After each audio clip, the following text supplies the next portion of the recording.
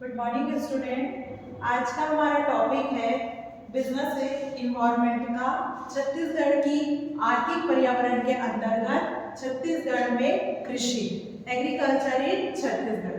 आज हम जानेंगे कि छत्तीसगढ़ में कृषि के रूप में कितनी प्रकार की फसलों का उत्पादन किया जाता है। तो छत्तीसगढ़ की अर्थव्यवस्था में कृषि का किस प्रकार से योगदान होता है इसको भी जानेंगे, क्योंकि छत्तीसगढ़ में कृषि की अर्थव्यवस्था में कृषि एक महत्वपूर्ण विकल्प को प्रदर्शित करता है।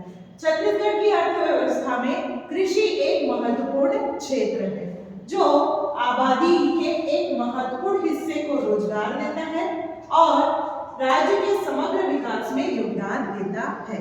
अर्थात छत्तीसगढ़ की अर्थव्यवस्था में कृषि एक महत्वपूर्ण कार्य कर रहा है, साथ ही साथ उसकी आबादी को रोजगार भी प्रदान करता है, जिससे कि राज्य के विकास में वह महत्वपूर्ण विकल्प को प्रदर्शित करता है।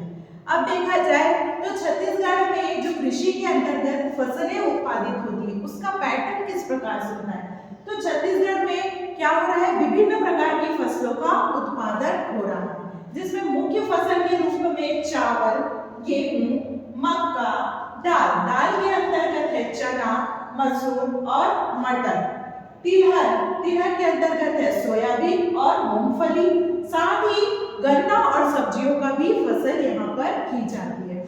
छत्तीसगढ़ की जो फसलें होती है वहां पर उसके लिए उस परिस्थितियां यहाँ पर उत्पन्न होती है। तो यहाँ पर जो छत्तीसगढ़ में कृषि के अंतर्गत फसल होती है वो फसलों की पसंद, मिट्टी के प्रकार, जलवायु और पानी की उपलब्धता जैसे कारकों पर निर्भर करती है।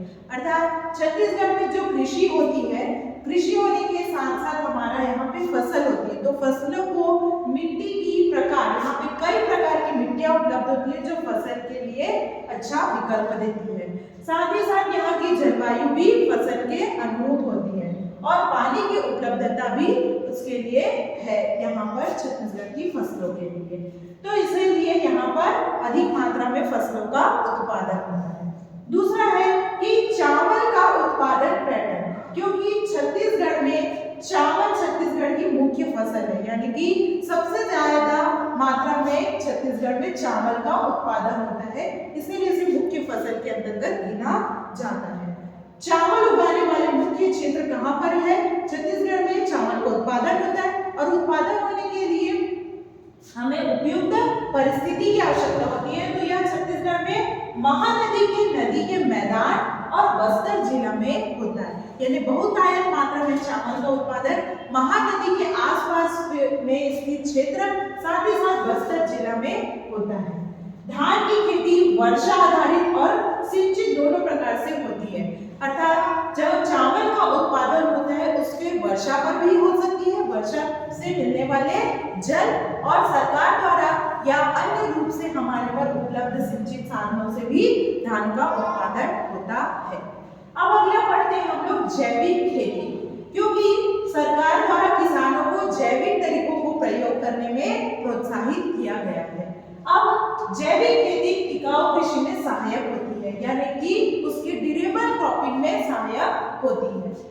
जैव विविधता को संरक्षित, जैविक खेती के द्वारा फसलों का उत्पादन करने से जैव विविधता को संरक्षित करता है, साथ ही साथ रसायन मुक्त और पर्यावरण के अनुकूल कृषि उत्पादों को उत्पादन करती है, यानी कि कई प्रकार से हमारे जैव विविधता संरक्षित होती है, साथ ही साथ हमारा पर्यावरण भी रसायन मुक्त होते जाता है।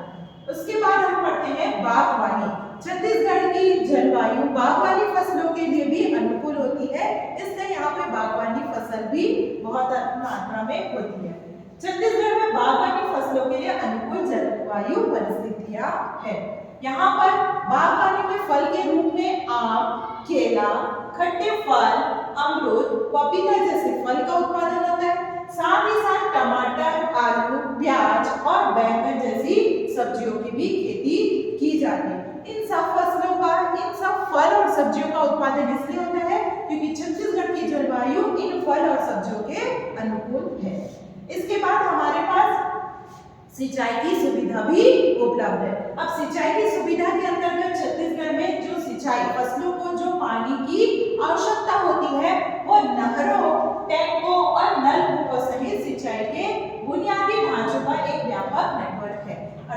छत्तीसगढ़ में कृषि के द्वारा फसलों का उत्पादन करने, बागवानी करने के लिए नहरों, टैंकों और नलकूपों के द्वारा सिंचाई की जाती है। उन्हें केवल वर्षा आधारित जल पर निर्भर नहीं होना होता है, उन्हें इन सब सुविधाओं के द्वारा भी पानी की सुविधा प्राप्त होती है। अब कृषि वानिकी छत्तीसगढ़ के किसानों द्वारा फसलों के साथ साथ पेड़ भी उगाते हैं, यानी यहाँ के किसानों के द्वारा केवल फसलों का उत्पादन नहीं किया जाता है, साथ ही साथ पेड़ भी लगाए जाते हैं। अब इन पेड़ों को लगाने से मिट्टी की उर्वरता बढ़ती है, साथ ही साथ पानी का संरक्षण होता है और लकड़ियां, फल और चारे के माध्यम से हमें अतिरिक्त आय प्राप्त होती है, क्योंकि पेड़ को लगाने से वह समय दर समय हमारे साथ रहते हैं, जिससे मिट्टी का भी संरक्षण होता है, पानी भी हमें संरक्षित होती है और इसके साथ हमें लकड़ी भी मिलती है, फल भी प्राप्त होता है और चारे के माध्यम से हमें अतिरिक्त सहायता प्राप्त होते रहती है। किसान कल्याण योजना छत्तीसगढ़ में किसानों को बहुत सारी योजनाओं की सुविधा भी उपलब्ध कराई है, जिससे वे अधिक से अधिक मात्रा में फसलों का उत्पादन कर सके। तो किसान कल्याण योजना के अंतर्गत कृषि ऋण सुविधा, यानी कि छत्तीसगढ़ के कृषकों को ऋण की सुविधा। दूसरा है फसल बीमा योजना, उनके द्वारा उत्पादित की गई फसलों के संबंध में इंश्योरेंस कराया गया है। फिर बीज और उर्वरक जैसे उत्पादों के लिए सब्सिडी प्रदान की गई है। साथ ही साथ कृषकों को प्रशिक्षण कार्यक्रम और बाजार लिंकर भी शामिल किए हैं, अर्थात उन्हें किसान फसलों का उत्पादन करने के लिए प्रशिक्षण भी दिया जाता है और बाजार की जानकारी भी दी जा सकती है। इस प्रकार छत्तीसगढ़ में ये सारी सुविधाएं कृषियों के अंतर्गत उपलब्ध होने के कारण आज यहाँ पर रोजगार के और राज्य के विकास में दिन ब दिन प्रगति होते जा रही है।